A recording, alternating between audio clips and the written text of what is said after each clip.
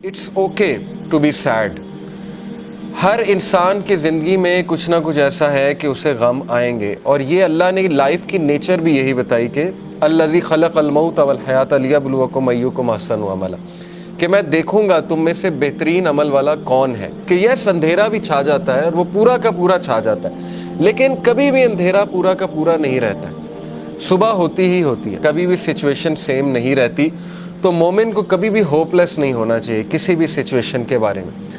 Hope ہی ایک ایسی چیز ہے نا جو انسان کو زندہ رکھتی ہے. تو اللہ تعالیٰ ہوپ دلا رہا ہے. یہ اللہ کے الفاظ ہیں، یہ کسی انسان کے الفاظ نہیں ہیں کہ اللہ تجھے نہیں چھوڑ سکتا، نہ اللہ تجھ سے ہیٹڈ کرتا ہے. بس یہ اللہ کے کچھ طریقے ہوتے ہیں انسان کو ٹیسٹ کرنے کے لیے، انسان کو کچھ سکھانے کے لیے، کیونکہ یہ دنیا کی زندگی تو ہے ہی بہت ٹیمپرری.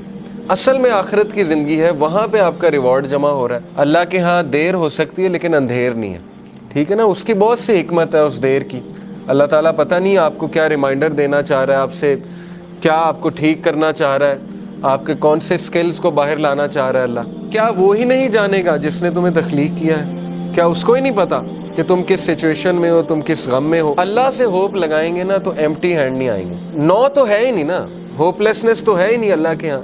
اس لیے یہ شیطان ہوپ لیس کرتا ہے بندے کو آ کے کہ جی تجھے تو یہ ملا ہی نہیں، پتہ نہیں اس کے بدلے اللہ نے کیا دینا ہے. تیرا رب تجھے اتنا دینے والا ہے ان قریب کہ تو راضی ہو جائے گا. جو بندہ خود پین میں ہوتا ہے نا، وہ پھر دوسروں کی بڑی زبردست مدد کرتا ہے. تو غم کو بری بات نہیں ہے، ٹھیک ہے نا، غم کو سزا نہ سمجھیں. غم جو ہے یہ تو روحانیت کی سیڑھی ہے. اس روحانیت کی سیڑھی پہ چڑھ کے انسان کا جو ہے وہ دل نرم ہوتا ہے، پھر وہ دوسروں کا غم فیل کرتا ہے اور پھر وہ دوسروں کے لیے کچھ کرتا ہے. دیکھیں نا، جن سے اللہ ناراض ہوتا ہے ان کو تو یہ سائن ہی نہیں ملتے، وہ تو فل مزے میں ہوتے ہیں. ان کو نہ کوئی مصیبت آتی، نہ کوئی پرابلم آتی. جیسے اللہ کے نبی صلی اللہ علیہ وسلم کو اللہ نے کہا کہ ان کا جو مزہ ہے، ان کا کھانا پینا، ان کی عیاشی آپ کو دھوکے میں نہ ڈالے. یہ اللہ تعالیٰ ان کو ڈھیل دے رہا ہے، یعنی اللہ ان سے اس حد تک ناراض ہو چکا ہے کہ اللہ ان کی کیئر ہی نہیں کر رہا. جس شخص سے اللہ ناراض ہو جاتا ہے تو پھر اللہ کے نبی نے کہا کہ پھر اللہ تعالیٰ اس کی وہ بھٹکتا رہے اور وہ جس وادی میں مرے اللہ کو اس کی کوئی فکر نہیں ہے.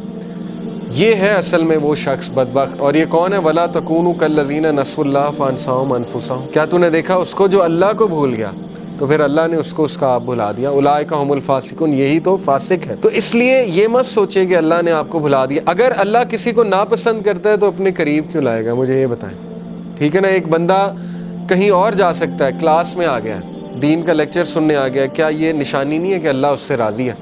ورنہ تو اللہ تعالیٰ چاہتا اسے کہیں اور لے جاتا، اللہ اس کی کیئر چھوڑ دیتا. اگر ایک بندہ گناہ میں اور وہ دعا کیے جا رہا ہے اللہ سے کہ اللہ مجھے کسی طرح نکال دے اس سے، تو اللہ تعالیٰ اس کو شاید کوئی غم بھیج دے، کوئی ٹیسٹ اور ٹرائل میں ڈال دے اور وہ بندہ اللہ کے قریب آ جائے. اللہ سے امید لگانی ہے، انسانوں سے نہیں. بیچ میں کوئی پھر وہ شرک نہیں ہونا چاہیے، بیچ میں نہیں کوئی ہونا چاہیے اینٹی.